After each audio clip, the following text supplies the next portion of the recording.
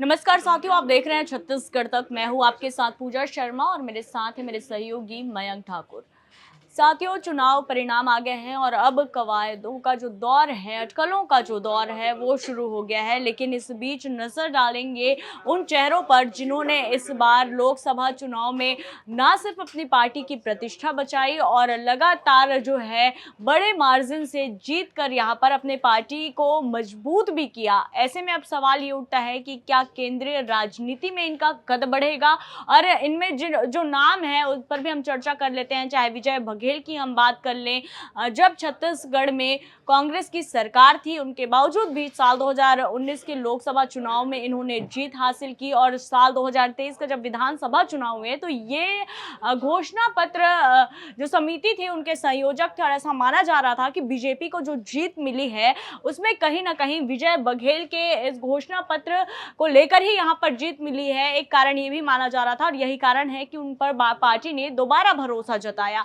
इसके साथ ही अगर बात करें संतोष पांडे की, ये भी दोबारा विधायक है और इस बार इनका कद इस लिहाज से भी बढ़ जाता है साथियों, क्योंकि इन्होंने पूर्व मुख्यमंत्री भूपेश बघेल को यहाँ पर राजनांदगांव लोकसभा से जो है हार का स्वाद चखाया है। ऐसे में कहीं ना कहीं इनका कद भी बढ़ जाता है, क्योंकि इनके साथ जो चुनावी मैदान पर उतरे थे भूपेश बघेल, इन्हें हरा पाना इतना आसान नहीं था। लेकिन कहीं ना कहीं संतोष पांडे ने ये कर दिखाया है। इस लिहाज से ये भी माना जा रहा है कि शायद केंद्र की राजनीति में क्या इनका जो वजन है, जो इनका कद है वो बढ़ेगा।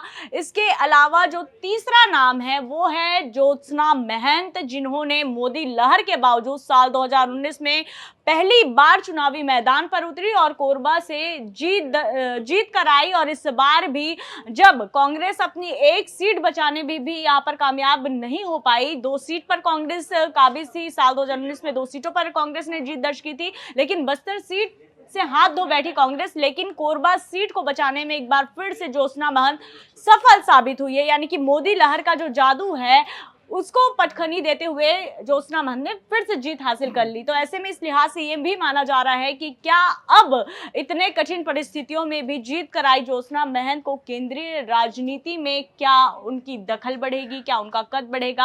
आप क्या कुछ समझ पा रहे हैं मयंक? क्योंकि ये जो चेहरे हैं ये वाकई कहीं ना कहीं अपने आप में एक बहुत अहम भी रखते हैं, क्योंकि तीनों ही अगर चेहरों की बात करें मुश्किलें बहुत ज्यादा थी, लेकिन उसके बावजूद भी इन्होंने अपने आप को यहाँ पर साबित किया। चौथा एक और ऐसा नाम है जिसके बारे में शायद आप बताएंगे, रायपुर से जुड़ा उनका नाम है, और आप पर्दा खोलें और बताएं कि आखिर क्या केंद्रीय राजनीति में इनकी धमक होगी। के अलावा एक प्रमुख नाम है बृजमोहन अग्रवाल, जो छत्तीसगढ़ नहीं बल्कि अविभाजित मध्य प्रदेश के दौर से वो मंत्रिमंडल में शामिल रहे हैं।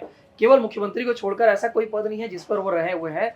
तमाम मंत्रालय का संभालने का अनुभव है, लंबे समय से संगठन की राजनीति करते हैं और रायपुर राजधानी से वो लगातार जो है अजय बीजेपी का किला बनाकर रखे हुए हैं। अब तक कांग्रेस उस सीट पर नहीं जीत पाई है और इस बार पहली बार लोकसभा चुनाव लड़े हैं और बड़ी लीड के साथ जीत कर आ रहे हैं। तो निश्चित तौर पर बृजमोहन अग्रवाल का भी नाम इस जो दौड़ है उसमें शामिल है। संतोष पांडे, क्योंकि भूपेश बघेल को चुनाव हो रहे हैं। विजय बघेल, जिन्होंने पिछली बार लीड ज्यादा हासिल की थी, इस बार भी बड़ी लीड से दुर्ग से जीत कर आए हैं। और सबसे बड़ी बात, संगठन में भी उनकी दखल काफी ज्यादा है, क्योंकि जिस घोषणा पत्र को मोदी की गारंटी का नाम दिया गया था विधानसभा चुनाव के दरमियान, और जिस मोदी की गारंटी को लेकर लोकसभा चुनाव पर अगर बीजेपी उतरी है तो उसके जो कर्ता धर्ता है वो विजय बघेल है। और विजय बघेल जो है विधानसभा चुनाव में भी भूपेश बघेल को अपने किले में बांधने में तब बड़ी कामयाबी हासिल किए थे। और यही वजह है कि भूपेश बघेल को दुर्ग से हटकर राजनांदगांव से चुनाव लड़ना पड़ गया।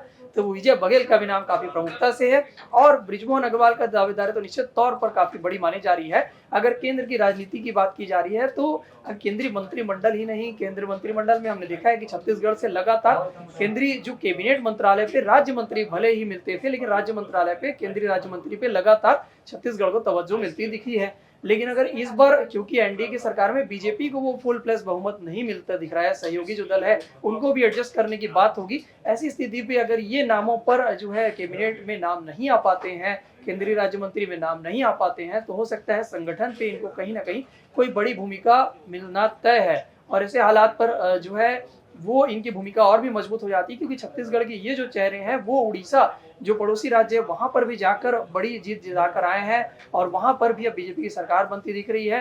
तो ऐसी स्थिति में छत्तीसगढ़ के नेताओं की जो है कद राष्ट्रीय राजनीति पर बढ़ेगी। और जो चौथा नाम है, क्योंकि 3 नाम तो बीजेपी से और जो चौथा नाम है ज्योत्सना महंत का, वो भी एक बड़ा नाम है। हालांकि वो कांग्रेस का विपक्षी दल की बात है, लेकिन जब राष्ट्रीय राजनीति की बात होती है तो विपक्षी दल हो या सत्ता सरकार के दल हो, दोनों ही पार्टियों से छत्तीसगढ़ का प्रतिनिधित्व तो बढ़ता दिखता है। तो ज्योत्सना महंत के साथ महंत युग की शुरुआत जो हम लगातार बात कह रहे हैं, छत्तीसगढ़ में जिस तरह से पूरी कांग्रेसी राजनीति भूपेश बघेल के इर्द गिर्द घूमती थी, अब वो लगता है सरकार जो जिस तरह से सरकार जाने के बाद, छत्तीसगढ़ में बड़ी हार आने के बाद, अब वो छत्तीसगढ़ में एक बार फिर से महंत युग की शुरुआत होगी। और क्योंकि ज्योत्सना महंत ने पिछली बार की लीड से और ज्यादा मत से जीत कर पहुंची है और जो है चरणदास महंत की रणनीति वहां पर काम आई है, तो चरणदास महंत के इर्द गिर्द अब कांग्रेस की राजनीति भी घूमती दिखेगी। तो छत्तीसगढ़ से इन 3-4 जो चेहरे हैं वो अब राष्ट्रीय राजनीति पर जो है वो अब दखल बढ़ाते दिखेंगे। भले ही क्षेत्र की राजनीति से उनको राष्ट्र मतलब केंद्र की राजनीति पर शिफ्ट किया गया है, तो एक कारण ये भी है कि स्थानीय राजनीति से बाहर निकालकर अगर बृजमोहन अग्रवाल को लाया जा रहा है तो इसके पीछे भी बहुत सारे समीकरण हैं कि स्थानीय जो राजनीति है यानी राज्य की राजनीति से उनको केंद्रीय दखल पर जो है उनके तजुर्बे को केंद्र की राजनीति पर लाने के लिहाज से उनको चुनाव लड़वाया गया है। और पार्टी उनको किस तरह की जवाबदारी देती है उसका इंतजार बना हुआ है। पूजा बिल्कुल। और केंद्रीय राजनीति में इनकी दखल बनती है या नहीं बनती, ये तय है कि नहीं, ये हम अभी स्पष्ट नहीं कह सकते। ये केवल अटकलें हैं जो लगाए जा रहे हैं, क्योंकि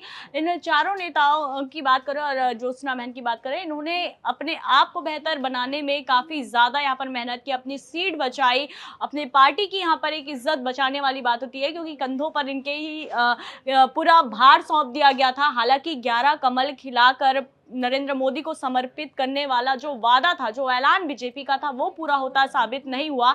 लेकिन हाँ, इस बार 10 सीटों पर जीत जरूर यहाँ पर बीजेपी ने दर्ज कर ली है और कहीं ना कहीं इस लिहाज से ये माना जा रहा है कि केंद्रीय राजनीति में इन दिग्गजों की धमक शायद देखने को मिलेगी। अब वो इंतजार और कितना लंबा होता है और ये धमक देखने को मिलेगी भी या नहीं, इस पर सबकी निगाहें टिकी हुई हैं। तो बहरहाल इस रिपोर्ट में, इस चर्चा में इतना ही साथियों। छत्तीसगढ़ से जुड़ी ऐसी तमाम खबरों से अपडेट रहने के लिए देखते रहिए छत्तीसगढ़ तक और मुझे और मेरे सहयोगी मयंक को दीजिए इजाजत। जय जोहार, नमस्कार।